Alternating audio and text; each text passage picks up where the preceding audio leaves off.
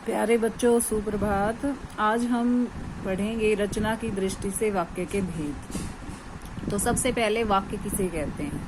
तो दो या दो से अधिक पदों का ऐसा सार्थक समूह जो अर्थ देने में स्पष्ट हो, यानी पूरा पूरा अर्थ स्पष्ट करे, वो वाक्य कहलाता है। तो रचना की दृष्टि से वाक्य के दो भेद होते हैं, सरल और दूसरा है जटिल। अब सरल वाक्य होता क्या है? जिन वाक्यों में एक ही विधेय हो और एक ही क्रिया हो उन्हें हम कहते हैं सरल वाक्य, जिन्हें हम साधारण वाक्य भी कहते हैं। इसमें उद्देश्य या कर्ता एक से अधिक भी हो सकते हैं, किंतु विधेय एवं क्रिया एक से अधिक नहीं होंगे। यानी कर्ता एक से अधिक हो सकता है, विधेय एक ही रहेगा और क्रिया भी एक ही रहेगी। ये वाक्य रचना की दृष्टि से साधारण और अर्थबोध की दृष्टि से सरल होते हैं। इन्हें सरल वाक्य भी कहते हैं। जैसे रवि दौड़ रहा है, इसमें रवि क्या है? कर्ता। दौड़ना क्या है? क्रिया। तो दौड़ रहा है, ये पूरा क्या हो जाएगा? विधेय। और रवि क्या हो जाएगा? उद्देश्य। मैं चल रहा हूँ। सरिता और माया पुस्तक पढ़ रही है। अब सरिता और माया दो कर्ता हैं इसमें।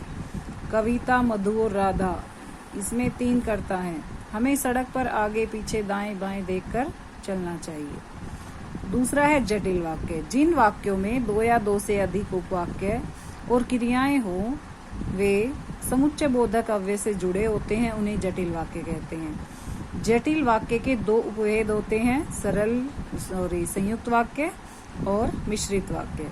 संयुक्त वाक्य क्या होता है? जब दो या दो से अधिक वाक्यों को समानाधिकरण समुच्चय बोधक अव्यय द्वारा जोड़कर एक वाक्य इस प्रकार बनाया जाता है कि दोनों सरल वाक्य एक दूसरे के पूरक होते हुए भी एक दूसरे पर आश्रित नहीं होते, यानी इसमें स्वतंत्र होते हैं दोनों। उस वाक्य को हम संयुक्त वाक्य कहते हैं। संयुक्त वाक्य के सरल वाक्य उपवाक्य कहलाते हैं और उन्हें समानाधिकरण या समानाधिकृत उपवाक्य भी कहा जाता है। जैसे उदाहरण देखिए, वह मुंबई गया और वहां एक सप्ताह रुका। ये और है, ठीक है, समानाधिकरण समुच्चय बोधक है। वह मुंबई गया, ये एक स्वतंत्र शब्द है। एक सप्ताह रुका, ये भी वहां एक सप्ताह रुका, ये भी स्वतंत्र वाक्य है और ये समानाधिकरण समुच्चय बोधक के द्वारा जुड़ा हुआ है।